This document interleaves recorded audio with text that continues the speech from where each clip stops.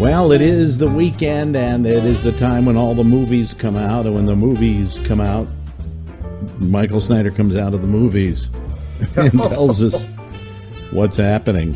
How you doing? It's the weekend, and I'm back in Los Angeles, Movie Central, and had a nice little break in San Francisco, saw the Giants win the World Series, blah, blah, blah. But it's movie time, and as you know, being that it's November, the studios are starting to roll out their Oscar bait.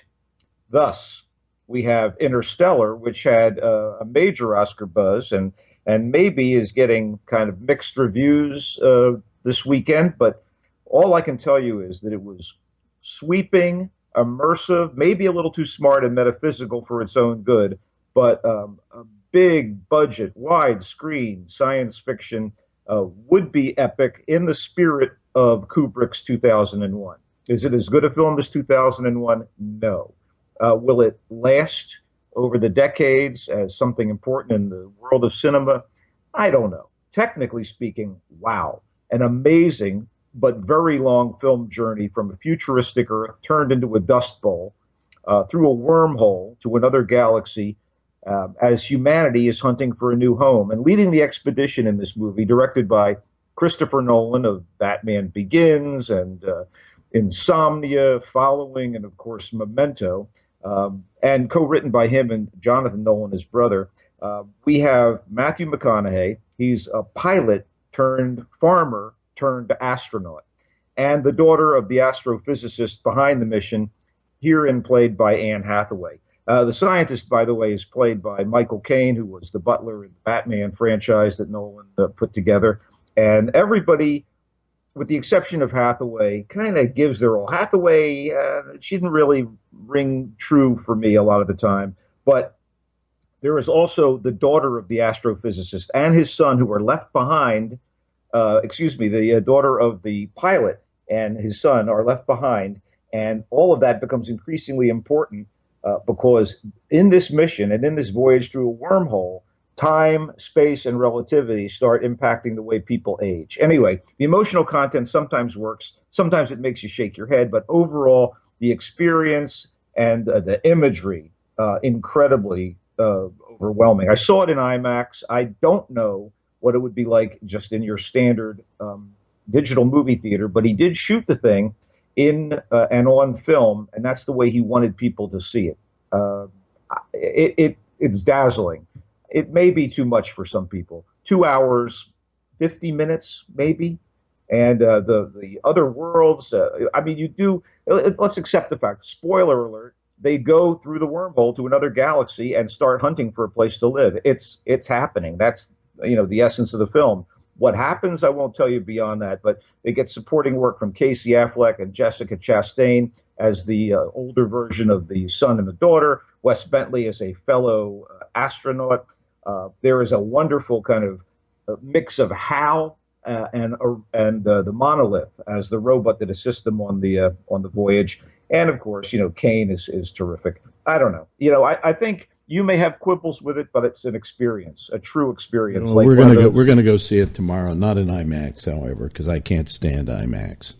Well, it's a long movie, so pep yourself up beforehand. But I think I go to the comfy chair theater, so. Oh, nighty night.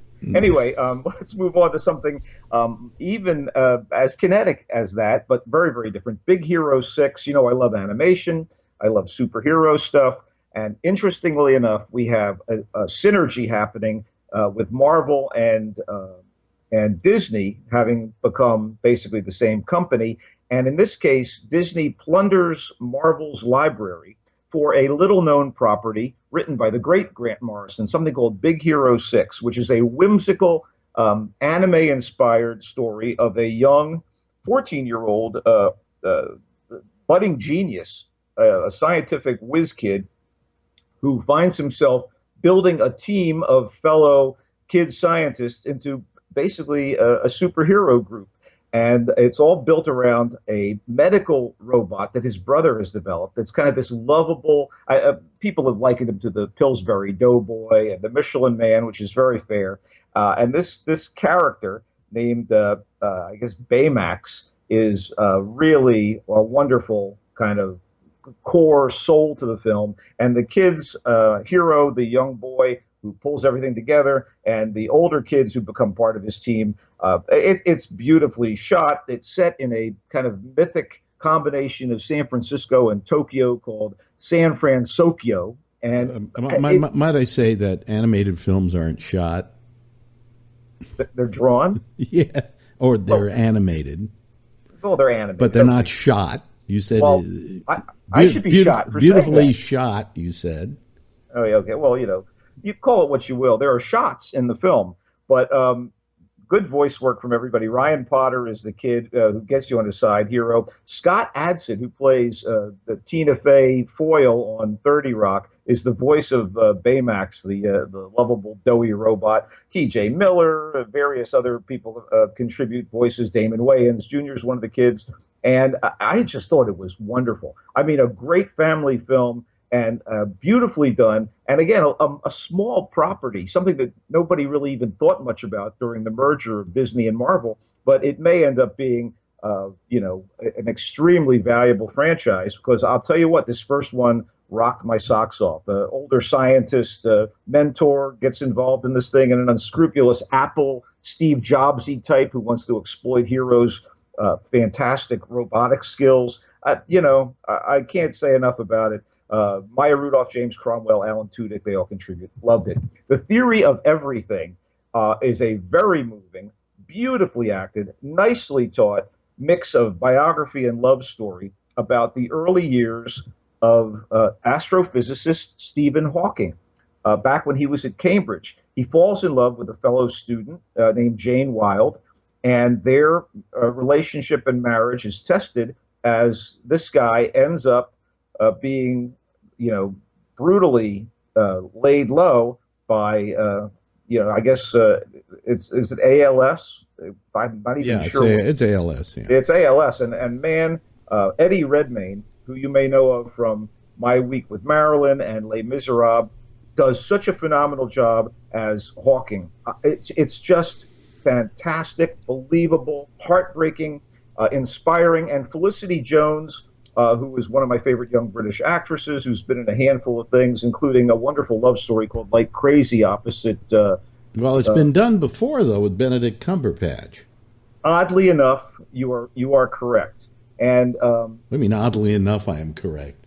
Oddly enough, because in fact, I say oddly enough because also Eddie Redmayne, if I'm not mistaken, played Alan Turing in a movie, and now Cumberbatch is playing Turing in this upcoming film called The Imitation Game. The two guys know one another, and Redmayne, they're both wonderful actors. And this is actually based on Jane Hawking's memoir, Traveling to Infinity, and their marriage, goes where it goes, and we see what happens in the film. But to be in the middle of this and such a heartfelt production, and at the same time, it's so fascinating to see Stephen Hawking before this horrible disease laid him low, and it becomes even more poignant when you realize how he has plowed forward. It's a beautiful piece of work, and it's directed by the guy who directed the documentary Man on Wire about Philippe Petit, the wire walker who tried to cross between the Twin Towers of the World Trade Center.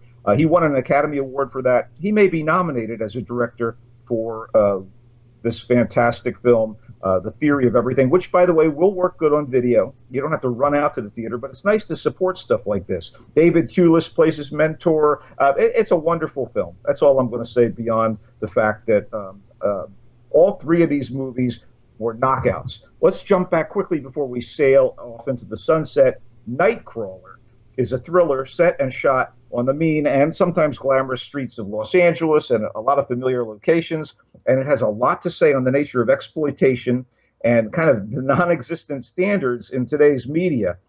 Post-digital life where everyone's life is an open book and who gets the story quicker. Wow, it's all here in Nightcrawler.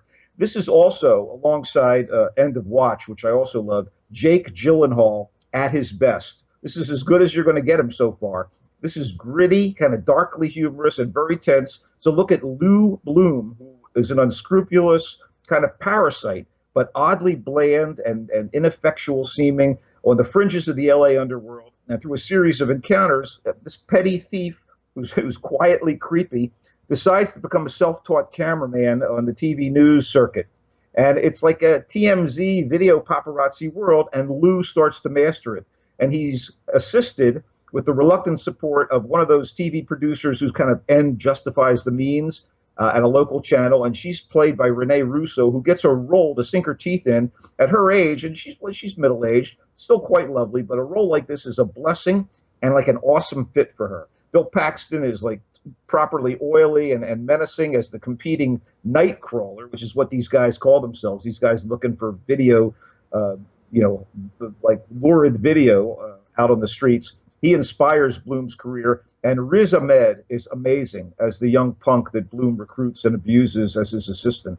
The writer-director of this thing, Dan Gilroy, wrote The Bourne Legacy and Real Steel. This is the best stuff he's ever done. I really thought Nightcrawler was worth checking out. Again, this will be good on video, but you can see it in the theater. It's exciting, and it's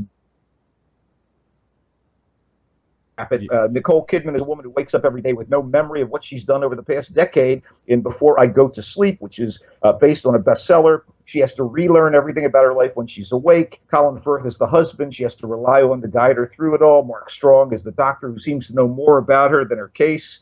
And then he lets on. It's melodramatic and unsettling, but a bit much. Has a few moments, but the scares and tension don't really cut to the bone. It's like we've been here before, we don't have amnesia. If we had amnesia, maybe we'd think Before I Go to Sleep is a better film. Directed and written by Rowan Joffe, based on that bestseller of the same name.